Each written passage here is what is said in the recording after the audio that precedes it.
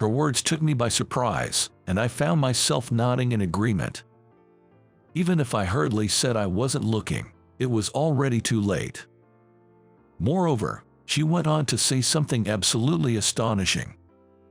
At first, I was like, what is she talking about? But her words concealed a gentle sentiment. Those words became the turning point, and both our lives changed dramatically after that. My name is Jake, 23 years old.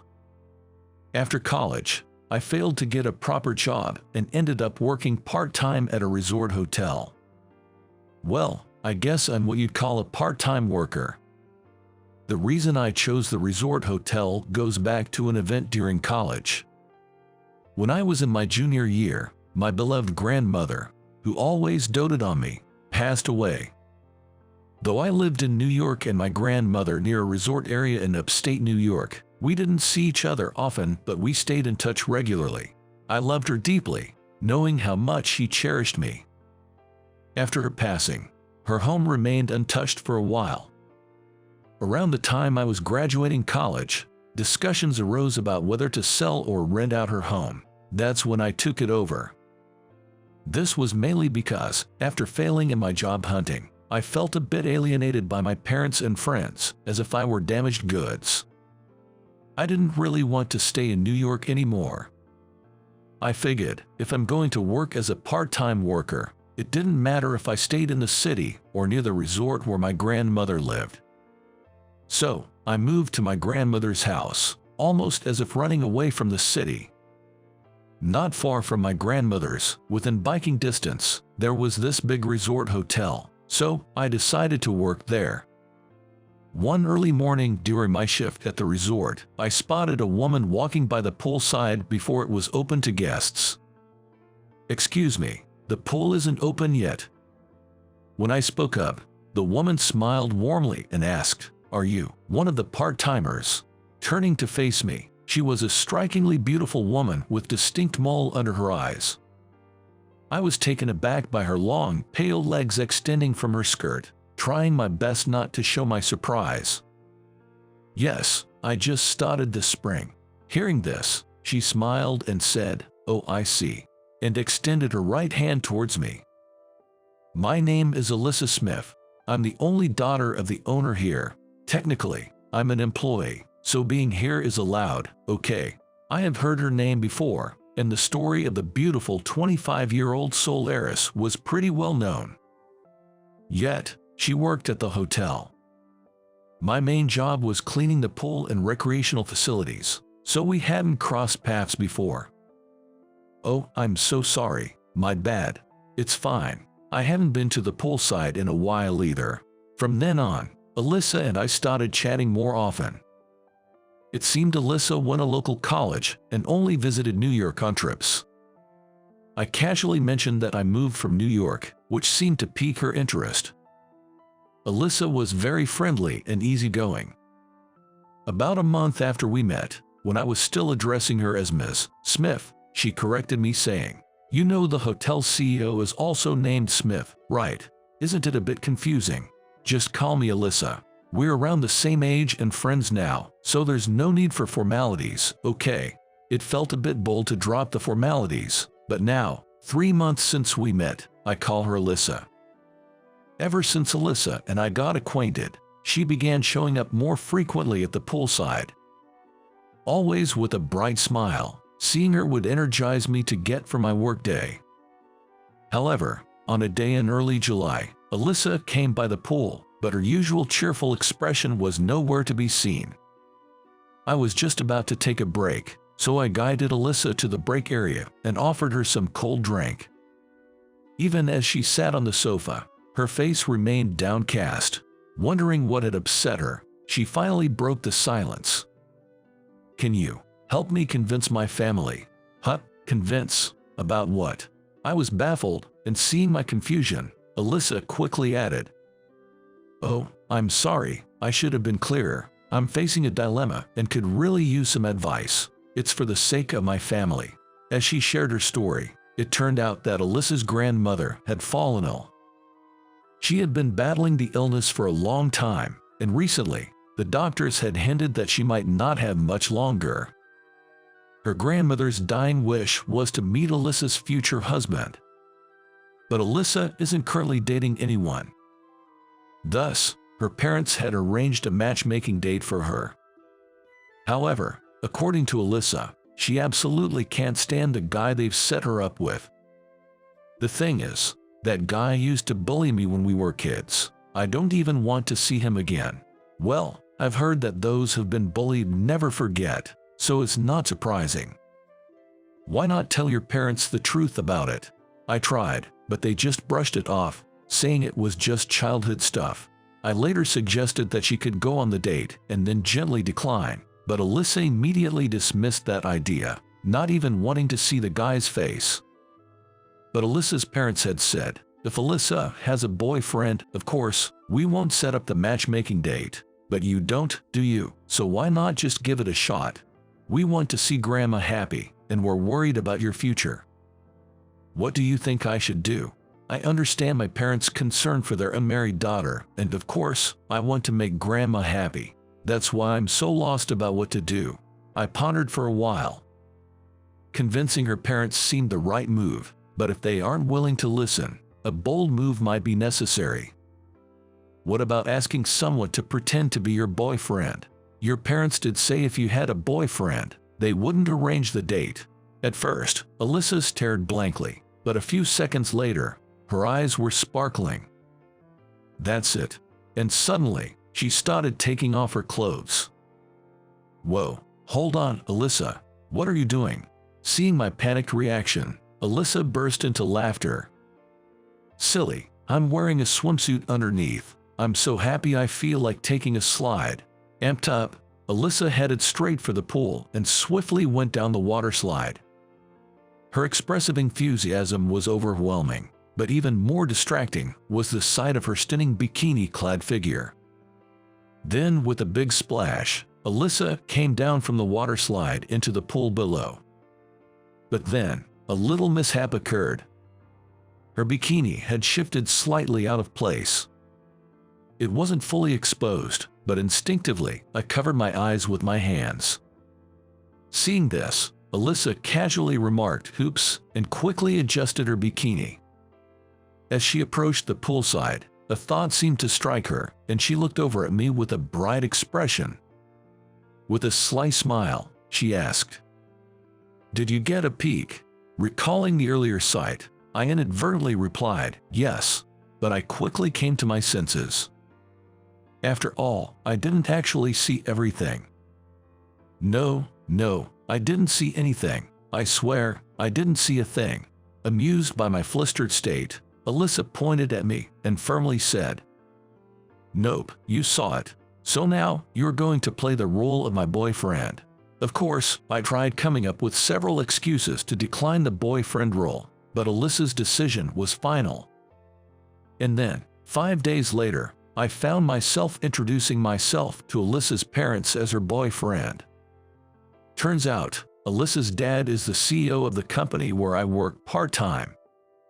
Being just a part-timer, I had never met the CEO before. I was nervous, wondering what kind of person he'd be, but contrary to my imagination, Alyssa's dad was about 100 times more easygoing and cheerful. Alyssa's mom was a fantastic cook and had a gentle demeanor. Both were surprised that Alyssa was dating a part-timer like me, but these kind-hearted folks accepted me warmly without realizing I was a fake boyfriend. It seems they called off the matchmaking date. I had no idea she was dating a guy from our company. She's quite a handful.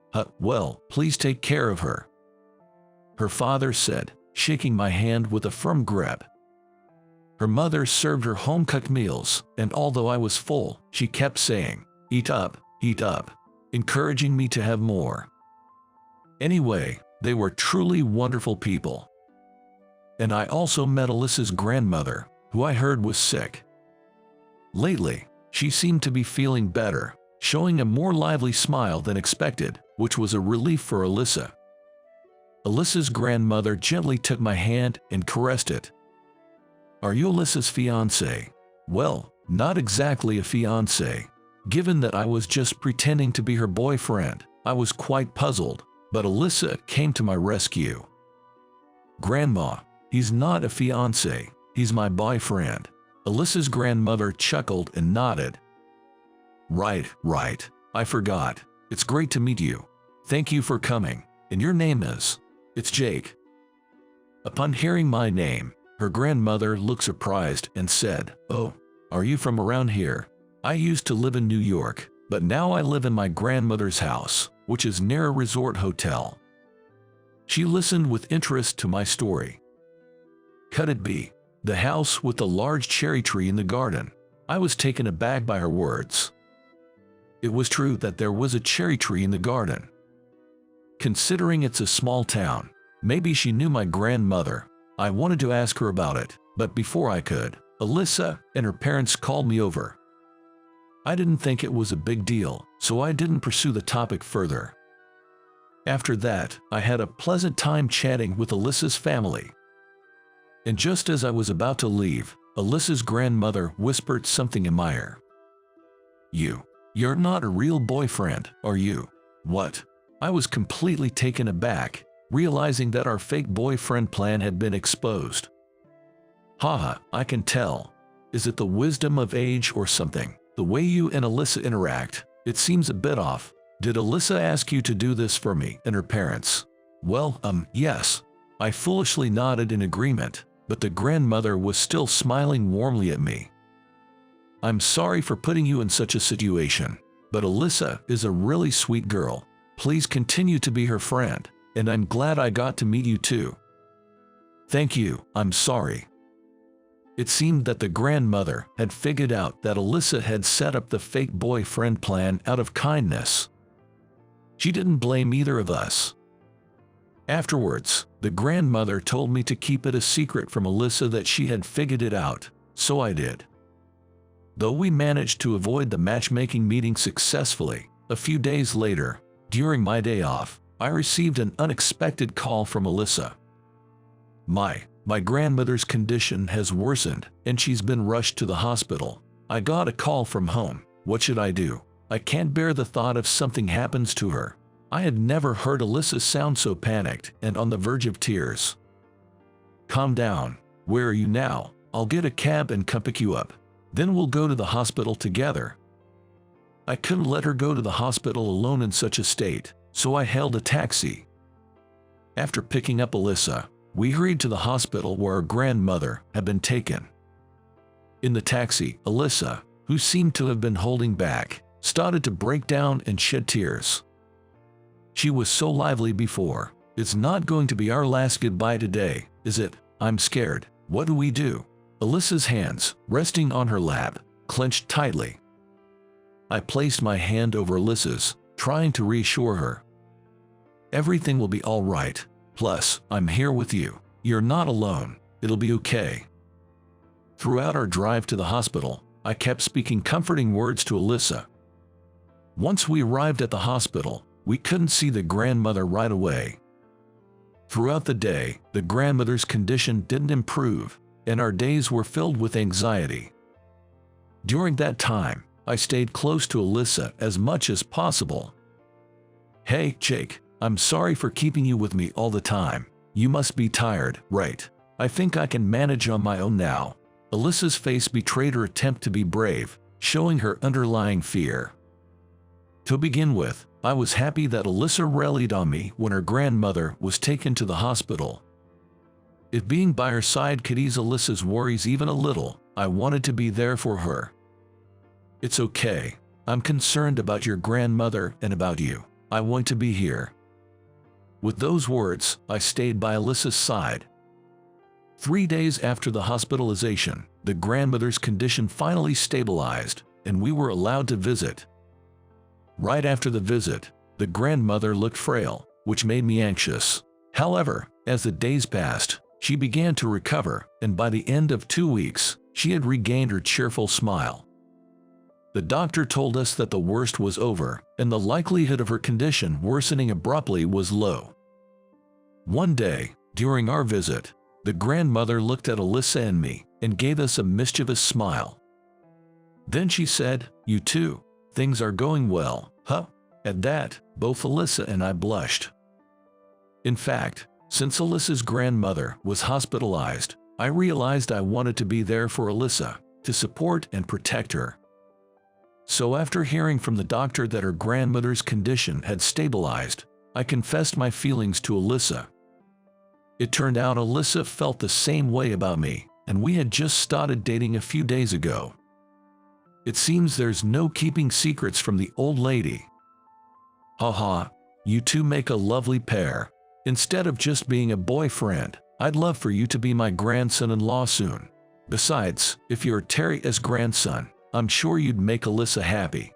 Hearing that, I was taken aback. I remembered the sound of the name Terry. A few of my grandmother Theris's friends had referred to her as Terry during her funeral. Alyssa seemed just as surprised. Who's Terry? Jake's grandmother. Wait, do you know Jake's grandmother? Alyssa's grandmother nodded emphatically. Of course I do. As the story went, my grandmother Theresa and Alyssa's grandmother had been childhood friends. Both were born and raised in the same small town in Nebraska and later married there. Even in their golden years, they frequently met up for coffee and chats. Alyssa's grandmother often heard stories from my grandmother about her adorable grandson. Embarrassingly, my grandmother would tell Alyssa's grandmother things like, "My grandson wouldn't hurt a fly, and he sends me flowers on my birthday. Isn't he sweet?" Hearing those stories, I remembered my beloved grandmother Theresa's gentle smile. Unfortunately, during my grandmother's funeral, Alyssa's grandmother had been unwell. So she had never met me. We used to joke that it would be nice if our grandchildren got married someday. It's like a dream come true for me and Terry. Thanks to you too, she chuckled. We exchanged a glance and shared a laugh. Neither of us had known that our grandmothers were childhood friends, but we both realized that we had been recipients of their love, which warmed our hearts. Some time later, Alyssa's grandmother passed away. It was a sad time, but in her last moments, she wore a contented smile, surrounded by her family. I felt blessed to have been accepted as part of the family to bid her farewell. I then started working full-time at Alyssa's father's resort, having started out as a part-timer. Being seen as a potential future son-in-law, I've been put through the ringer every day. Watching me push myself to the limit, Alyssa always greets me with a bright smile. "You used to just coast through when you were part-timing, remember? Now, your expression is completely different. It makes me so happy thinking you're doing all this for our future together." Hearing her say that, I feel like she's become even more radiant lately. That's another reason I'm so driven in my job. I want to become a man worthy of standing by her side. Once I feel I've truly come into my own, I plan to propose to Alyssa and get married. When that day comes, Alyssa and I intend to visit the graves of our grandmothers and give them our heartfelt update. I'm sure both of them would be overjoyed about our marriage. So, how did you find today's story? Your subscription and a thumbs up would be a great encouragement for our content creation. We're looking forward to your comments as well. See you in the next video.